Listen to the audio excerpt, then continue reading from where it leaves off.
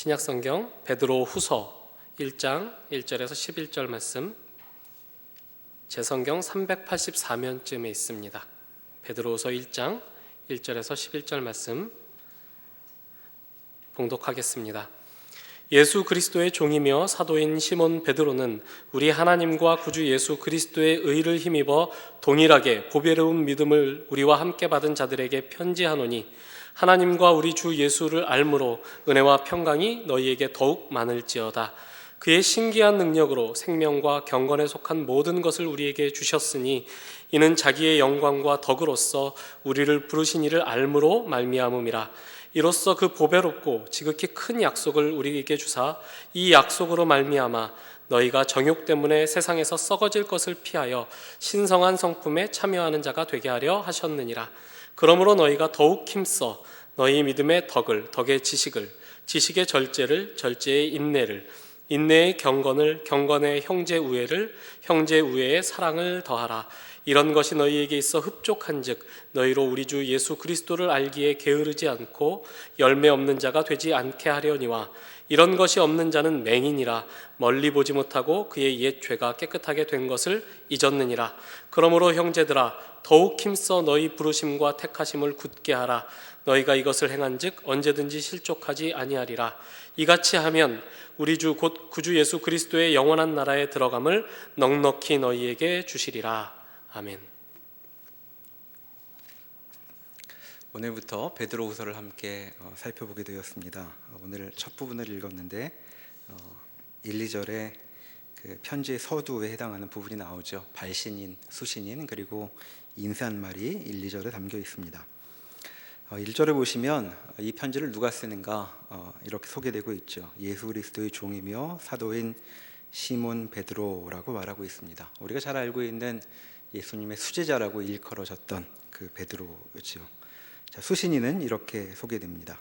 동일하게 보배로운 믿음을 우리와 함께 받은 자들이라고 되어 있습니다. 여기 동일하게라는 말은 우리와 함께라는 말하고 이제 이어져서 이 수신인을 이 편지를 쓰고 있는 베드로는 동일한 믿음을 우리와 함께 받은 자라고 해서 자기와 같은 급으로 이 수신인을 대하고 있는 표현을 보게 됩니다. 그런데 이렇게 여러분도 저와 마찬가지 신자입니다 이렇게 얘기하는 셈인데, 이렇게 말하는 것은 사실 그리 자연스러운 건 아니죠. 왜냐하면 지금 이 편지를 쓰고 있는 사람은 이제 예수를 믿은 지 얼마 되지 않을 또 전도를 받아서 신앙생활을 해온 사람들과는 좀 다른 훨씬 오래된 경험을 갖고 있기 때문이죠. 1장 16절을 한번 보시겠습니까? 거기 보면 이제 예전 일을 이렇게 회상하고 있습니다. 우리 주 예수 그리스도의 능력과 강림하심을 너희에게 알게 한 것이 교묘히 만든 이야기를 따른 것이 아니요 우리는 그의 크신 위엄을 친히 본 자라.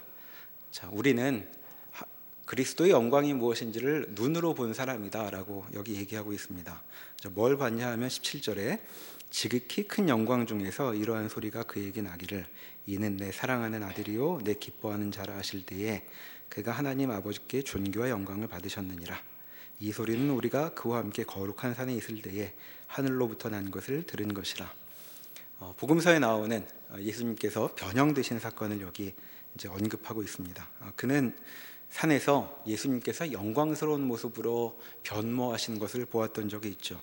그때 얼마나 정신이 없었는지 복음서에 기록되어 있습니다. 사실 예수님의 이러한 영광스러운 면모는 계시록 같은 데나 몇 군데 나오지 거의 드러낸 적이 없는데 그 영광을 본 사람이죠. 그러니까 그런 특별한 사람이 지금 이 편지를 쓰고 있는 셈입니다. 가까이 하기 어려운 그런 어른이 지금 아주 낮은 자세로 겸손히 교우들에게 어떤 말을 걸고 있는 것이죠. 분위기를 보면 뭔가 중요한 말이 있어서 이 편지까지 썼겠구나 싶은 생각이 듭니다. 또 이 편지의 분위기는 이런 면도 있죠. 1장 12절에 보시면 사도는 이렇게 얘기합니다. 그러므로 너희가 이것을 알고 이미 있는 진리에 서 있으나 내가 항상 너희에게 생각나게 하려 하노라.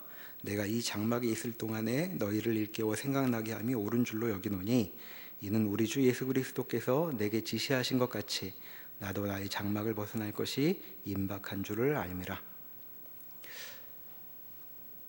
자, 장막이라는 것은 이제 이 세상에서의 삶을 얘기하고 있죠. 내가 이 장막에 있을 동안 여러분들을 일깨운 것이 맞겠습니다. 왜냐하면 나의 장막 벗어날 날이 임박한 줄을 내가 알고 있기 때문입니다. 이렇게 얘기합니다. 그러니까 죽음을 앞두고 있는 노사도의 육성이 여기 담겨 있는 것을 우리가 보게 되죠. 과연 무슨 이야기를 할까 싶은 생각이 듭니다. 2절에 보면 인사말이 이어지고 있습니다. 이렇게 이야기하죠. 하나님과 우리 주 예수 그리스도를 알므로 은혜와 평강이 너희에게 더욱 많을지어다. 자, 은혜와 평강이란 말은 서신서에 아주 자주 나오는 인사말입니다. 그런데 여기 조금 다른 표현이 덧붙여져 있죠. 은혜와 평강이 여러분에게 더욱 많아지기를 이라고 인사합니다. 그러면서 이 일은 하나님과 주 예수를 알므로 가능하다라고 덧붙이고 있죠. 그러니까 지금 사도가 바라는 것은 그냥 말로, 인사말로 은혜와 평강이 있기를 빕니다. 안녕하십니까? 이런 말이 아니라 정말 은혜와 평강이 넘치기를, 갈수록 더 많아지기를 바라고 있고, 그리고 그 일이 이루어지려면 하나님과 주 예수를 아는 일이 필요하다고 말함으로써 사도는 지금 하나님에 대해, 그리스도에 대해 교우들에게 알려주려고 하는 것을 알 수 있습니다. 특히 이 알미라는 말이 오늘 읽은 본문에서도 여러 번 반복되고 있는데 성경에서 하나님을 아는 것, 그리스도를 아는 것은 굉장히 중요하게 다루어지고 있는 것을 알고 있죠. 요한복음 17장 3절에 보시면 영생은 곧 유일하신 참 하나님과 그가 보내신 자 예수 그리스도를 아는 것이니이다 라고 예수님께서 말씀하신 바가 있습니다. 자, 영생은 하나님을 알고 그리스도를 아는 것이라고 이야기하고 있는데, 이제 영생이란 말은 구원을 달리 표현하는 말이라고 할 수 있겠습니다. 그러니까 하나님을 아는 것, 그리스도를 아는 것은 거의 구원과 동급으로 말하여지고 있죠. 그러니까 여기서 말하는 은혜와 평강이라는 말은 그저 평안하세요 같은 말이 아니라 하나님을 알므로, 그리스도를 알므로, 곧 구원된 자에게 누리는 그런 은혜와 평강이 여러분에게 있기를, 그리고 날이 갈수록 더해지기를 지금 바라고 있는 중이죠. 이렇게 인사를 합니다. 그리고 아마도 아직 본문을 읽지 않았지만 이어지는 내용은 이와 같은 은혜와 평강이 넘치도록 하기 위해 무언가 알려주려고 하는 내용이 담겨 있을 것이라는 것을 우리가 짐작해 볼 수 있는 것이죠. 이제 3절부터 이어지는 본문 내용을 이제 살펴볼 수 있습니다. 자, 방금 읽었듯이 3절부터 11절에 쭉 보면 하나님이 하신 일도 나오고 또 신자들이 해야 할 일도 나옵니다. 하나님이 하신 일이 무엇인가 잘 살펴보면 여기서 말하고 있는 것은 신자들에게, 이 교우들에게 하나님께서 무슨 일을 하셨다는 것을 이제 이야기하고 있는 것이죠. 그러니까 하나님이 하시는 일을 안다면 하나님이 우리에게 무슨 일을 하셨는가를 아는 것이 되고, 그 얘기는 우리가 누구인지, 우리의 삶이 무엇인지를 이제 알 수 있게 되는 것이라고 정리해 볼 수 있습니다. 그러니까 3절부터 11절까지의 내용은 뭐 크게 말하면 신자에게 펼쳐진 삶은 무엇인가라는 큰 주제를 다루고 있는 것이고, 이제 그것을 설명하기 위해 이 신자에게 벌어진 일, 그 일은 하나님께서 벌이신 일일 텐데 이제 그것이 무엇인가를 먼저 말하는 것으로 시작이 되고 있는 것이죠. 이것은 우리 모두에게 늘 우리를 따라다니는 질문 같습니다. 내가 사는 이 삶은 대체 뭘까? 나는 내가 살고 있는 이 인생은 무엇일까 하는 질문은 우리를 늘 놓지 않고 있는 것이죠. 그런데 오늘 본문이 그 주제를 또 다루고 있다라고 말하고 있는 것입니다. 자, 3절을 다시 한번 읽어보겠습니다. 그의 신기한 능력으로 생명과 경건에 속한 모든 것을 우리에게 주셨으니 이는 자기의 영광과 덕으로서 우리를 부르신 이를 알므로 말미암음이라. 정리해 보면 이런 것이죠. 하나님과 주 예수께서 우리에게 하신 일이 있답니다. 자, 어떤 일이냐 하면 그것은 신기한 능력이, 여기 이제 신기한은 신적인 능력이라고 읽을 수 있습니다. 하나님의 능력이 우리에게 발휘된 일, 그런 일이 우리에게 펼쳐졌다는 것이죠. 자, 하나님의 능력이 우리에게 발휘되었다라는 것, 이게 대체 우리에게 무슨 의미가 있는가 생각해 볼 수 있습니다. 자, 여기서 우리에게 중요한 우리의 지대한 관심사가 무엇인가 한번 다시 생각해 보시죠. 보통 우리가 갖는 관심은 나입니다. 나한테도 뭐 훌륭한 게 있을까, 좋은 점이 있을까, 이런 게 우리의 끊이지 않는 관심사죠. 그래서 교회에서도 심리 테스트 이런 것도 많이 합니다. 그 테스트 해보면 테스트를 해서 뭘 이제 바로 잡거나 이런 문제가 아니라 내 성격에도 좋은 점이 있구나, 이제 이런 거를 좀 보면 안도하기도 하고, 그리고 자꾸 까먹으니까 또 테스트하고 또 기억하기도 하고, 뭐 이제 이런 일 우리에게 많이 있습니다. 그러니까 우리의 관심사는 나한테도 이런 장점이 있구나, 이런 것을 파악하는데 있다는 것을 우리가 뭐 어렵지 않게 알 수 있습니다. 사실 교회 조모임에서도 가장 쉽게 분위기를 훈훈하게 만드는 방법이 있는데, 그것은 조원들 칭찬하기를 하면 아주 훈훈해집니다. 1시간만 지나가면 천국 같아질 수도 있습니다. 조원들이 돌아가면서 너는 이런 게 참 훌륭해, 이런 사람을 만나서 복이야, 이런 얘기를 하면 가슴이 아주 금방 따뜻해질 수 있죠. 근데 성경은 그런 우리의 관심사를 아는지 모르는지 우리에게 좀 다른 이야기를 하는 것 같습니다. 우리의 삶에 대해서 성경은 가르치면서도 이렇게 얘기하는 것이죠. 이렇게는 얘기를 안 하는 것으로 시작을 합니다. 우와, 너 참 멋있다, 너 안에는 참 귀한 게 있구나, 이렇게는 잘 얘기 안 하더라는 겁니다. 자, 우리는 자꾸 하나님한테도 하나님 저 어때요? 이렇게 물어볼 때가 있죠. 그래서 하나님한테서 내 장점을 확인받고 싶을 때가 많습니다. 근데 하나님은 그렇게 묻는데도 자꾸 모른 척하시고 이렇게만 답하시죠. 나는 너를 사랑해, 이렇게 얘기하십니다. 자, 하나님 저 어때요? 라고 묻는데 하나님이 난 너를 사랑해 라고 얘기하면 답이 잘 안 되는 것 같습니다. 왜냐하면 나를 사랑하는 거 말고 내가 뭐가 훌륭한지를 알려주면 좋겠다는 생각이 들죠. 성경은 지금 그 얘기를 하는 중입니다. 우리가 저 어때요? 라고, 제 삶은 뭔가요? 라고 묻는데 사도는 지금 뭐라고 얘기하냐면 굉장히 멋지다, 내 삶에는 어떤 능력이 쏟아져 내렸어, 이렇게 얘기하고 있는 것이죠. 그러니까 이 점을 우리가 그 신자로 살아가면서 기억하면 좋겠습니다. 신자의 정체성은 그 내부에서 찾아지지 않는다는 것이죠. 신자는 누구인가? 신자인 나는 누구인가? 라고 묻는다면 성경이 가르쳐주는 답은 이것입니다. 외부에서, 우리 바깥에서 무언가 좋은 것이 쏟아져 부어진 존재, 이렇게 설명한다는 것이죠. 자, 이런 차원에서 성화도 이해할 수 있습니다. 자, 신자로 사는 일, 그것을 이제 성화라고 표현합니다. 거룩해짐이라는 것이죠. 그런데 이 거룩함이라는 말은 자신을 갈고 닦아서 결국에는 아무것도 필요 없는 존재가 되는 것, 이제 그렇게 그려내고 있지 않습니다.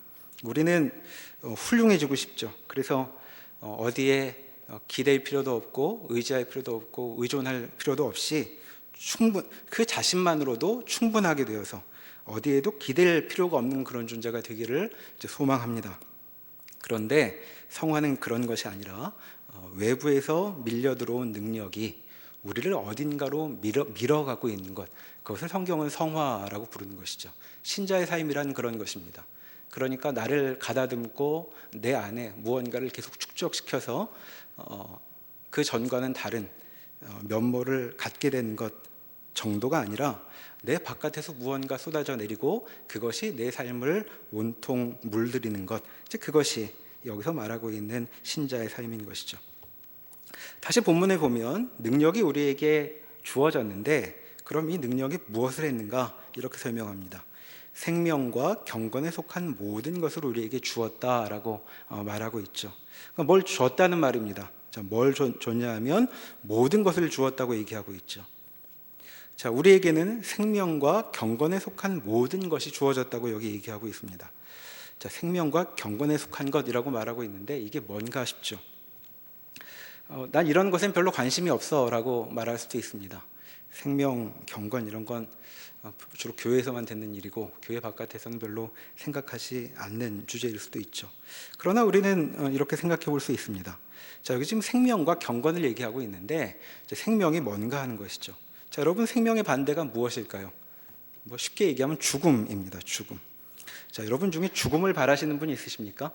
인생의 목표는 죽는 것이다. 그런 분들은 잘 없겠죠. 때로 우리가 죽음을 떠올릴 때가 있지만 그걸 떠올리는 때는 죽음 자체를 동경해서라기보다는 뭐가 잘 안 돼서 차라리 죽어버려야지 싶을 때, 그럴 때 죽음을 떠올립니다. 그러니까 할 수 없어서 기분 나쁠 때 죽고 싶지 그냥 죽고 싶진 않죠. 그러니까 정리해보면 우리가 바라는 것이 뭐냐라고 말하면 우리는 죽음 말고 생명 쪽에 바라는 것이 있다는 것을 알 수 있습니다. 조금 표현을 바꿔보면 없어지는 것 말고 있는 것과 관련해서 소원을 갖고 있는 것이죠.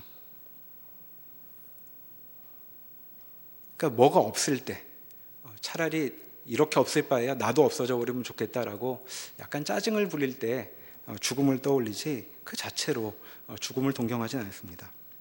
그런데 우리가 바라는 그 있는 것, 또 생명이라고 말하는 것은 사실 하나님의 전매 특허라고 말할 수 있습니다. 하나님은 창조주이시죠. 없는 것을 있게 만드시는 분이십니다.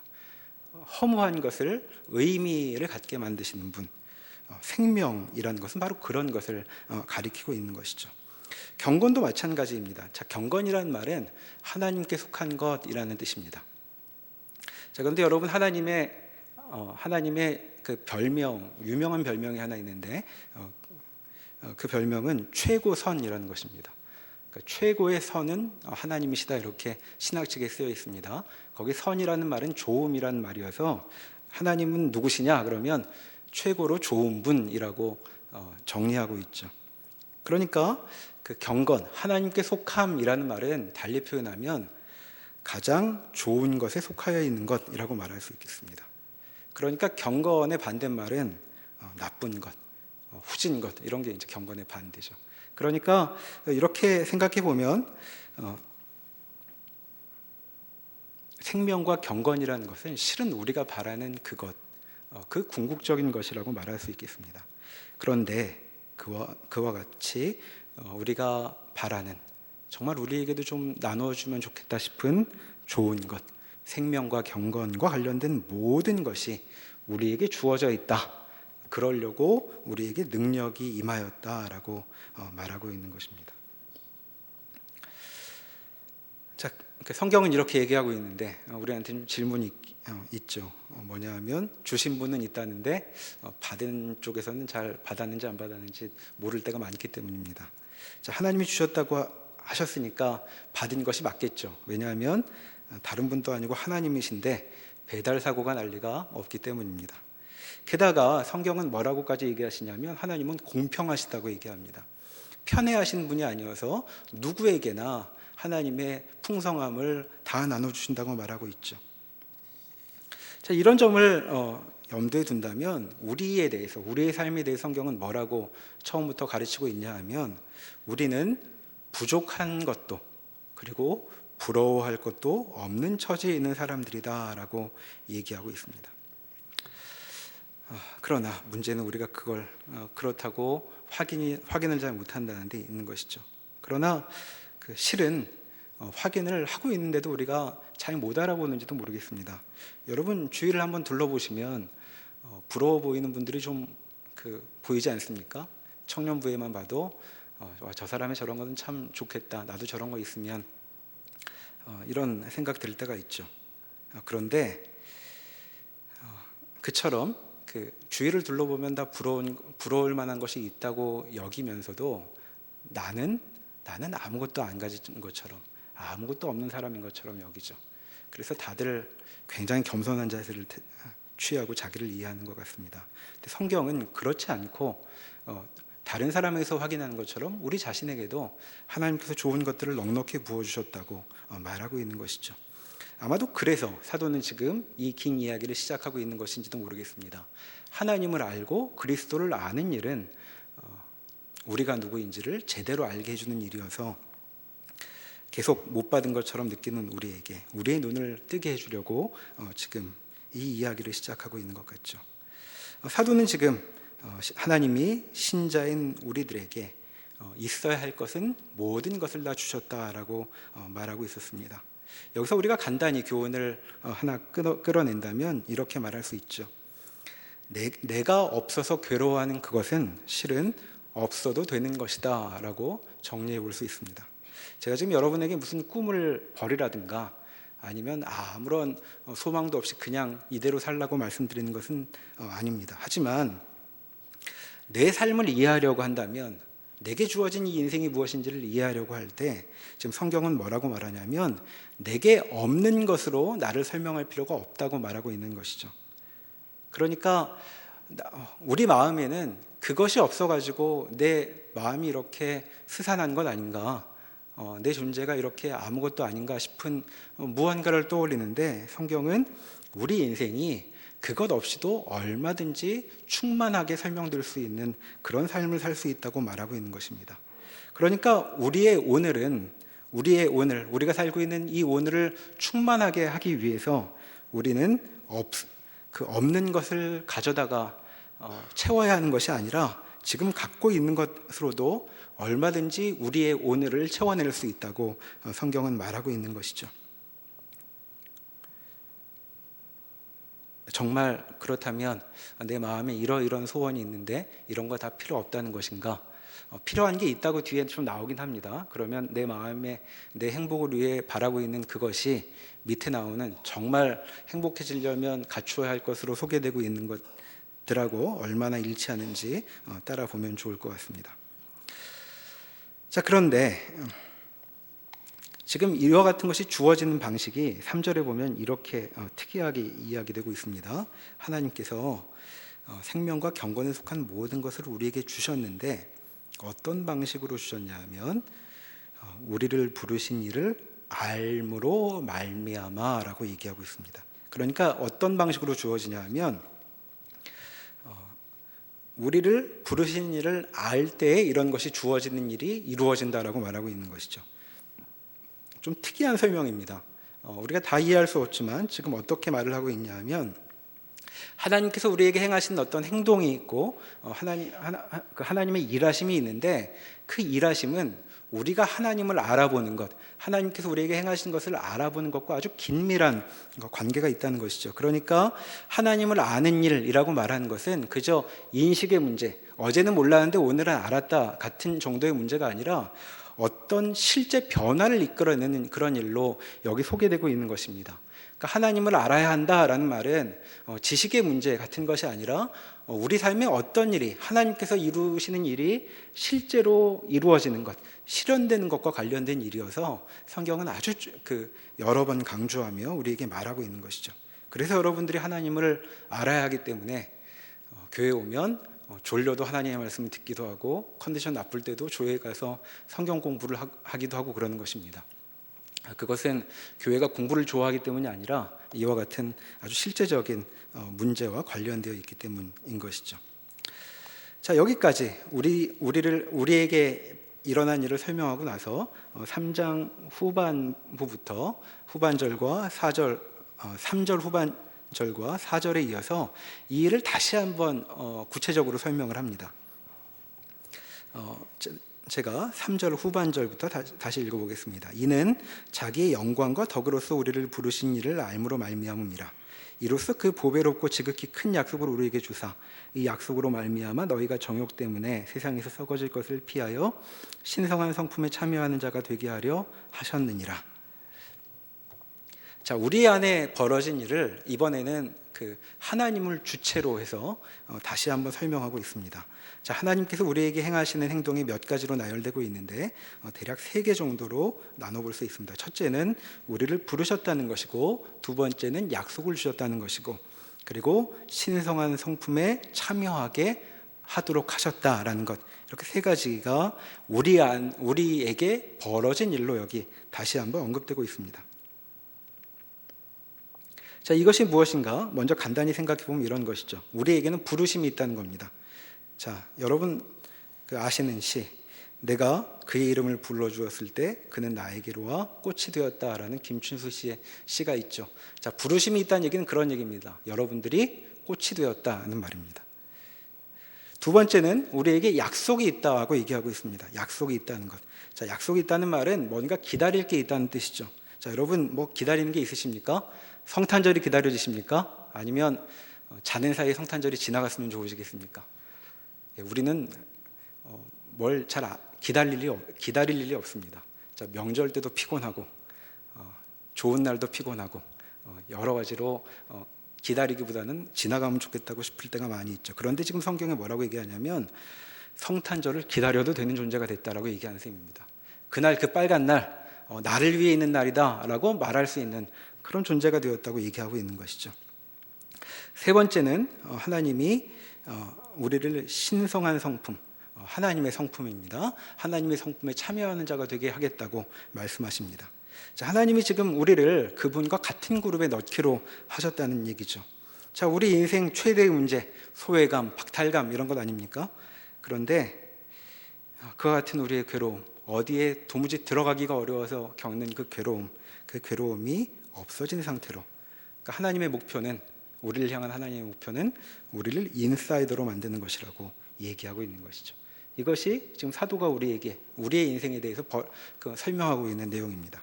이제 조금 더 자세히 이 세 가지 행동이 무엇인가 생각해 보면 좋겠습니다. 다시 첫째로 하나님은 우리를 부르셨다고 얘기하고 있죠. 자, 그런데 어떻게 부르셨냐면 3절에 이렇게 얘기합니다. 자기의 영광과 덕으로서 부르셨다라고 얘기하고 있죠. 자, 하나님의 영광과 하나님의 덕으로서라고 얘기하고 있는데, 영광이라는 것은 하나님은 누구신가, 하나님의 본질을 말할 때 뜻하는 것입니다. 그러니까 하나님의 본질을 발휘하셔서 하나님 자신의 존재를 사용하셔서 우리를 부르셨다라고 얘기합니다. 자, 여기 또 덕이란 말, 덕은 무슨 도덕적인 차원으로 이해될 때가 많은데, 여기 나오는 덕은 그리스 철학 배우신 분들은 플라톤 철학할 때 들어보신 말일 텐데, 그때 말한 덕입니다. 덕. 헬라어로 아레테라고 그러는데 탁월함을 얘기하는 거죠. 탁월함. 어떤 일을 굉장히 잘하는 것, 그걸 여기서 덕이라고 말하는 것입니다. 그러니까 하나님이 잘하시는 행동을, 그러니까 어떤 행동을 아주 탁월하게 하셔서 우리를 부르셨다고 얘기하는 것이죠. 그러니까 영광과 덕에 대한 더 깊은 이해가 있겠지만, 우선 이것만으로도 우리는 뭘 확인하게 되냐면, 하나님이 우리를 부르시는 일에 하나님 자신을 친히 동원하시고 있다라고 말하고 있는 것입니다. 자, 이거 교회에서 자주 들어서 그런가 보다 싶은데 실은 굉장히 이상스러운 이야기라고 말할 수 있죠. 자, 이런 속담 아시지 않습니까? 빈대 잡으려고 초가 삼간 태운다. 자, 잘 아는 이야기입니다. 자, 빈대가 미우면 초가 삼간도 태워버릴 수 있다는 것이죠. 자, 그런데 하나님이 하신 일이 이와 아주 비슷하게 서술되고 있는 것입니다. 그런데 긍정 버전으로 묘사되어 있죠. 이런 것입니다. 너 구원하자고 우주를 바친다. 이제 이런 말이 하나님의 영광과 덕으로 우리를 부르셨다라는 말 속에 있는 것입니다. 실은 우리도 간혹 쓰는 말입니다. 평생에 한 번쯤 쓰는데, 당신을 얻으려면 우주를 버릴 수 있어요 같은 거, 프로포즈 할 때 쓰는 말이죠. 근데 지금 하나님이 그런 말씀을 하시고 있는 겁니다. 근데 실은 우리는 이 표현은 아껴둬서 한 번밖에 안 쓰고, 주로 인생에서는 다른 식으로 표현하죠. 어떻게 쓰냐면, 나 짜증난다고 우주를 태워버리겠다는 게 이제 우리의 기본적인 정서라고 말할 수 있겠습니다. 그런데 하나님은 우리를 부르겠다고 하나님 자신을 동원하셨다고 여기 얘기하고 있는 것이죠. 대체 이런 말을 우리가 누구한테 들어볼 수 있을까 싶습니다. 노사도가 이렇게 얘기하고 있습니다. 여러분들을 구원하시려고 하나님은 당신을 바치기로 하셨습니다. 그것이 여러분들입니다 라고 얘기하고 있는 것이죠. 자, 두 번째, 약속이 주어졌다라고 말합니다. 자, 약속이 있는 인생, 성경에는 그에 대한 아주 인상적인 설명이 나오죠. 자, 히브리서 11장을 한번 가보시겠습니다. 히브리서 11장 365면, 신약성경 365면 어간에 있습니다. 자, 성경에 약속을 갖고 산 사람들 이야기가 나오는데, 대표적인 예로 이런 표현이 나오죠. 그래서 11장 전체가 그렇지만 11장 13절을 읽어보겠습니다. 이 사람들은 다 믿음을 따라 죽었으며 약속을 받지 못하였을 때, 자, 약속을 받지 못하였다는 말은 약속이 실현되는 것을 아직 보지 못하였다는 말입니다. 약속을 갖고는 있지만 약속을 받지 못하였을 때 그것들을 멀리서 보고 환영하며 또 땅에서는 외국인과 나그네임을 증언하였으니 그들이 이같이 말하는 것은 자기들이 본향 찾는 자임을 나타냄이라. 그들이 나온 바 본향을 생각하였더라면 돌아갈 기회가 있었으려니와 그들이 이제는 더 나은 본향을 사모하니 곧 하늘에 있는 것이라.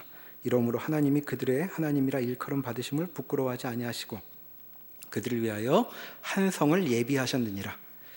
자, 히브리서 11장을 보면 이제 고생한 얘기도 많이 나와서 방금 여기도 그래서 하나님 믿으면 이렇게 포기할 게 많은가 보구나 이제 이렇게 생각할 수 있는데, 실은 지금 이 사람들은 어떤 사람들이냐 하면 진짜로 좋은 약속을 받은 사람들입니다. 자, 진짜로 좋은 약속을 받은 사람들은 이렇게 행동한다는 것이죠. 어떻게? 이렇게. 그들을 무엇으로도 붙잡아 둘 수가 없습니다. 자, 돌아갈 길을 이렇게 크게 열어놨는데 안 돌아가죠. 자, 여러분, 고등학교에서 여러분들을 전액 장학금 주기로, 생활비도 주기로 하고 고3으로 초대하면 가시겠습니까? 그런 일입니다. 자, 이들은 바보 같은 사람들이 아닙니다. 이들은 참 좋은 것을 보았기 때문에 그것을 향해 나아가는 사람들이죠. 사실 우리도 우리 인생이 좀 그랬으면 좋겠다고 느낍니다.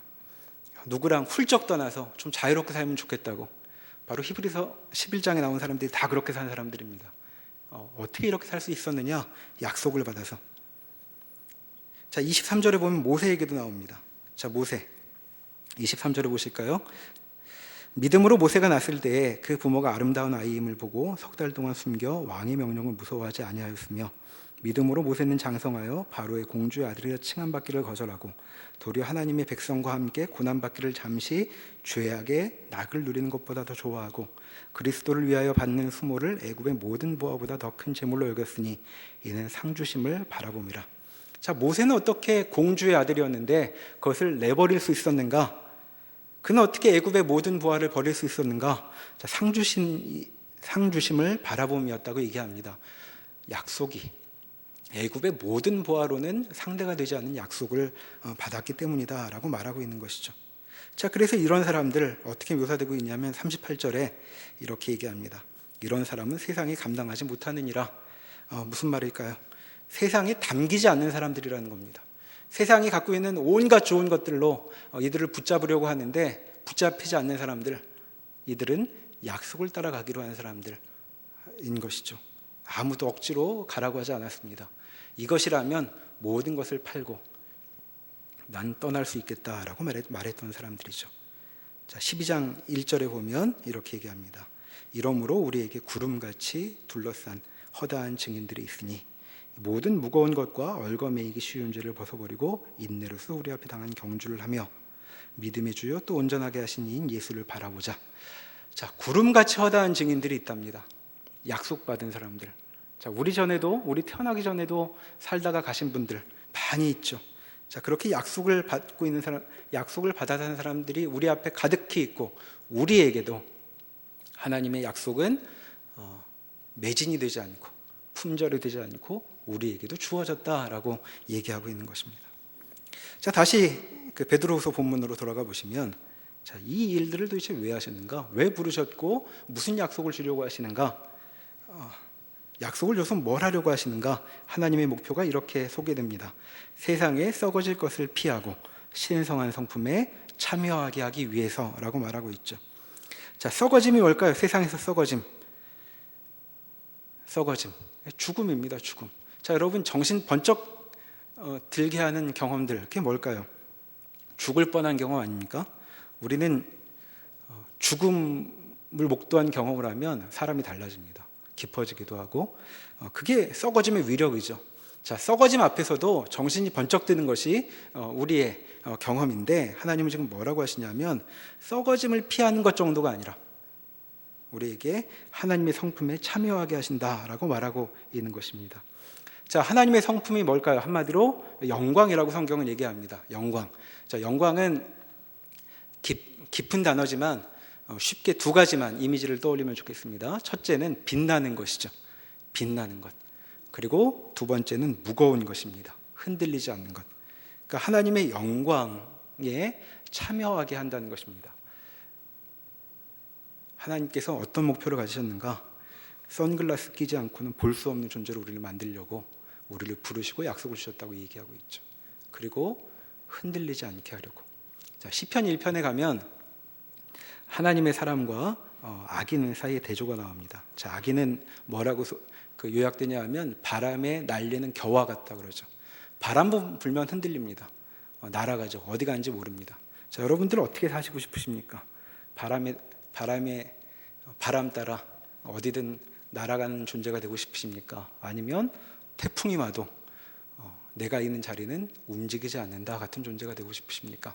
하나님은 지금 우리를 그렇게 어떤 것에도 어떤 것, 하나님 말고는 흔들 수 없는, 어떤 것도 흔들 수 없는 그런 존재로, 그렇게 빛나는 존재로 우리를 만들고 싶어 하신다라고 얘기하고 있는 것입니다. 자, 그렇게 가르치고 나서 5절에 보시면 그러므로라고 해서 이제 권면이 나오죠. 자, 베드로서 1장 5절을 보십시오.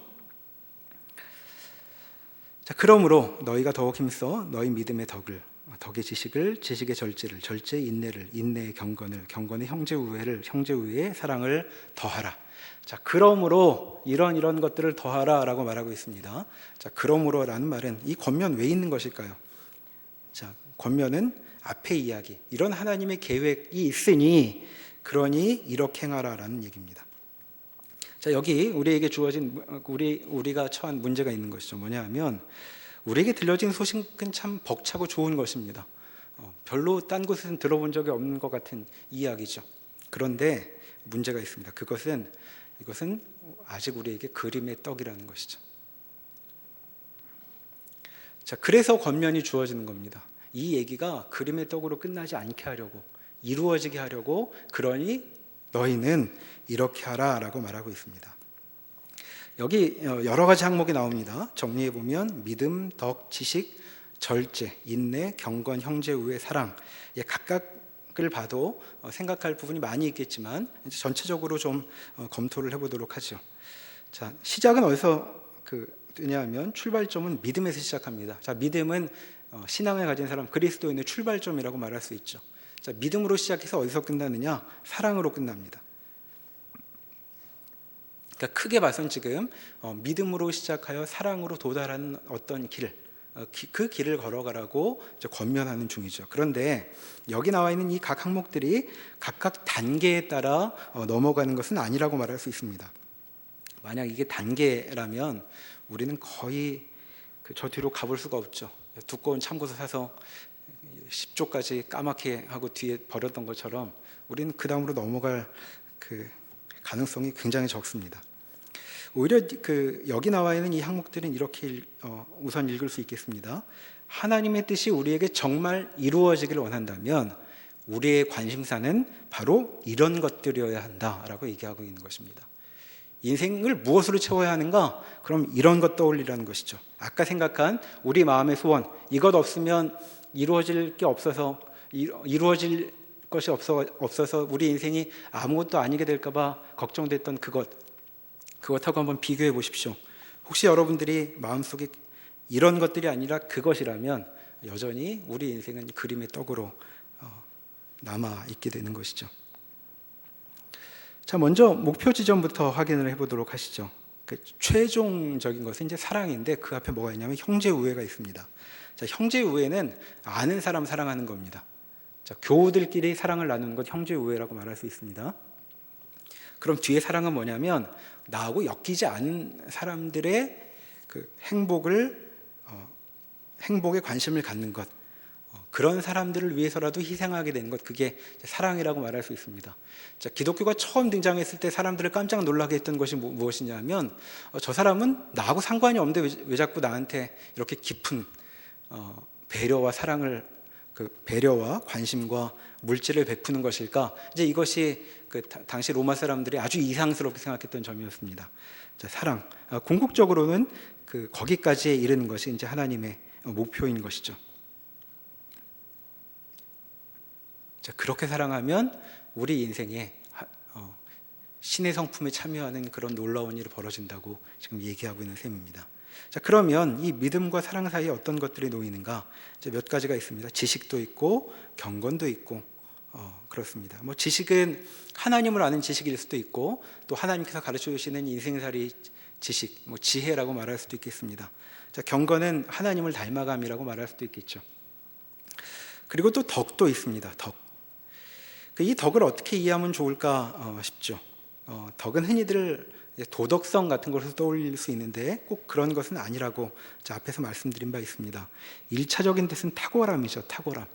자, 우리에겐 탁월함이 필요하다라고 말하는 것입니다. 자, 어떤 탁월함일까요? 하나님의 형상을 품은 사람으로서의 탁월함, 인간으로서의 탁월함을 요구받고 있습니다. 설명하는 분에 따라서는 이 탁월함은 우리에게 달란트로 주어진 것에 대한 탁월함을 추구할 것, 이제 이렇게 묘사하기도 합니다. 그런데 이 탁월함을 발휘해야 될 항목이 여기 지금 들어있죠. 그래서 그 문제를 좀 생각해 보려고 합니다. 자, 우리의 눈길을 끄는 부분이 절제와 인내죠. 자, 절제와 인내가 너희의 관심사가 되어야 한다. 그림의 떡이 되지 않으려면 이제 이렇게 얘기하고 있는 셈입니다. 자, 절제라는 게 뭘까요? 마음이 자꾸 가는데 참는 것이 절제입니다. 자, 그러니까 신앙의 삶이란 넉넉고 가만히 있어도 아무 문제가 없이 흘러가는 것, 그런 것이라고 설명하지 않고 있다는 것을 우리가 여기서 읽을 수 있게 되는 것입니다. 신앙이 성숙해가면 절제하지 않아도 되게 되는 것이 아니죠. 그때도 절제는 그대로 남아있는 것입니다. 그러니까 여러분 혹시 나는 그냥 막 풀어져 있는데 아무 긴장도 하지 않고 생각도 안 하고 있는데 막 하나님 뜻대로 행동하게 된다, 이런 식의 그림을 혹 그리고 있다면 여러분들은 이단에서 멀지 않습니다. 당시 이단들이 그런 걸 추구했습니다.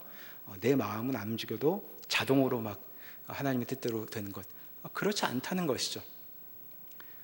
우리의 삶은 여전히 절제를 발휘해야 되는 그런 현장으로 남아있다고 얘기합니다. 마찬가지로 인내도 그런 것이죠. 자, 인내란 언제 발휘하는 걸까요? 상황이 여의치 않을 때 계속해서 하던 일을 하는 것, 그것이 인내입니다. 그러니까 인내를 요구하고 있는 것을 보니까 신앙의 삶이란 내 마음대로 되는 것이 아닌 길을 걸어가는 것이라고 우리가 생각해 볼 수 있는 것입니다. 하나님의 뜻대로 상황이 흘러간다고 해서 내가 인내할 몫이 줄어드는 것이 아니죠.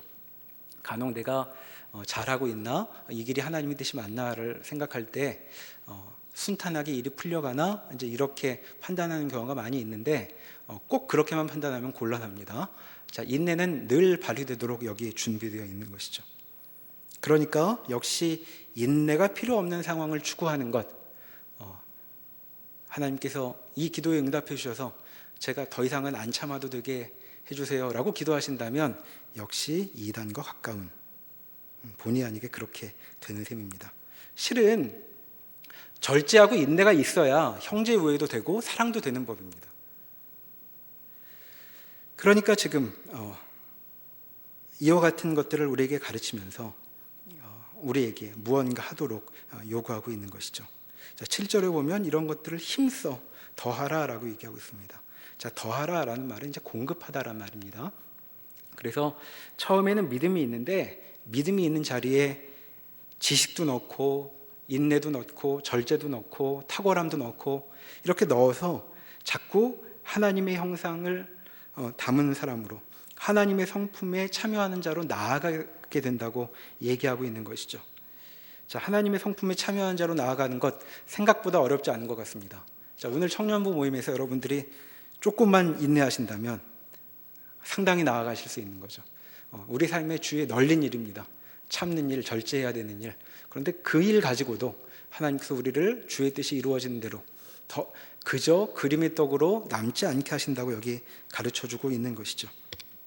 그래서 8절에 이 권면을 하고 이렇게 강조하고 있습니다. 8절에 보시면 이런 것이 너희에게 있어 흡족한 즉 너희로 우리 주 예수 그리스도를 알기에 게으르지 않고 열매 없는 자가 되지 않게 하려니와 이런 것이 없는 자는 맹인이라 멀리 보지 못하고 그의 옛 죄가 깨끗하게 된 것을 잊었느니라 라고 얘기하고 있습니다.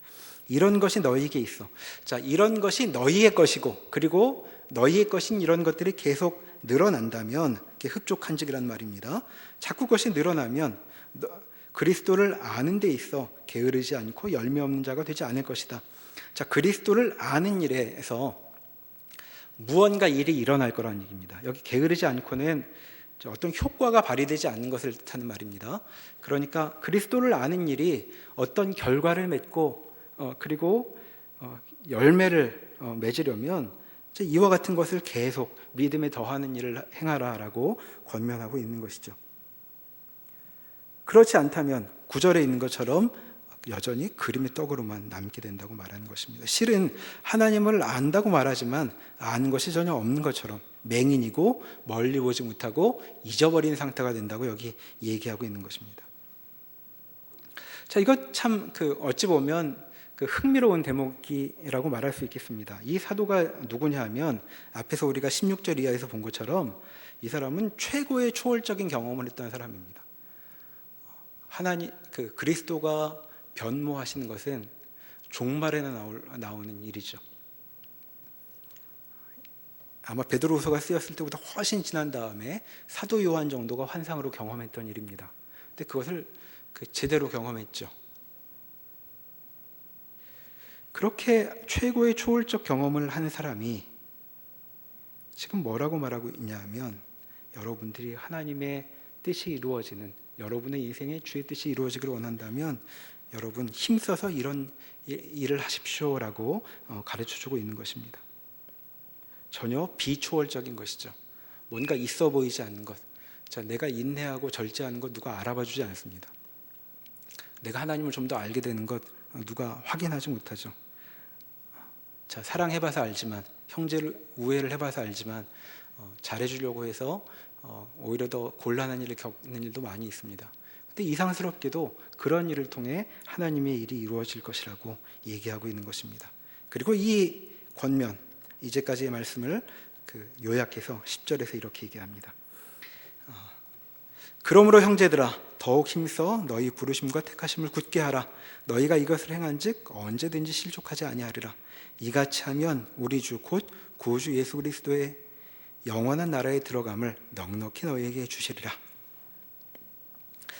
자, 너희의 부르심과 택하심을 굳게 하라라고 되어 있습니다. 굳게 하라. 자, 영어 단어로 confirm이라는 단어를 씁니다. 자, 우리도 많이 쓰는 단어죠. 자, 어떤 말이냐 하면 너희를 부르셨다는 것, 그리고 너희를 택하셨다는 것이 사실이구나 하는 것을 실제로 경험해 보아라, 그런 얘기입니다. 그 사실이 귀로만 들었던 것이 진짜이구나 하는 것을 실감해 보아라 라고 말하고 있는 것입니다. 그게 굳게 하라라는 말이죠.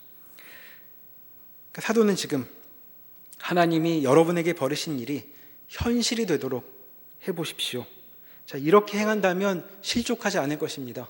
이렇게 행하면 후회하지 않게 될 것입니다 라고 말하는 것이죠.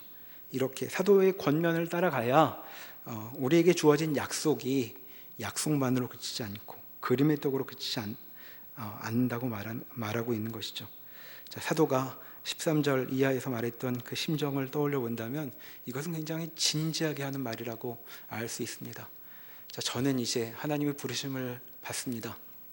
제가 떠나가기 전에 여러분에게 남길 말이 있는데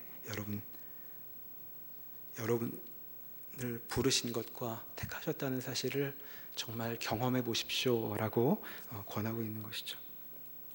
자, 이렇게 하면, 이렇게 사도의 권면을 따라가면 11절에 이렇게 얘기합니다. 이같이 하면, 그 권면을 따른다면 영원한 나라에 들어감을 넉넉히 너에게 주시리라, 이렇게 얘기합니다. 여기 주시리라는 이 단어, 주시리라는 단어가 7절에 나오는 더하라라는 단어와 같은 단어입니다. 자, 우리가 우리의 관심을 하나님께서 말씀하신 이런 것들에 마구 주기 시작하면 하나님께서도 우리에게 주시는 것이 있다는 거죠. 뭘 주시느냐? 천국에 들어감을 주신답니다. 자, 우리가 이 말씀에 순종하여 자꾸만 더해 갈수록, 우리의 노력을 더해 갈수록 하나님은 자꾸 우리를 천국으로 밀어 가신다고 말하고 있는 것이죠.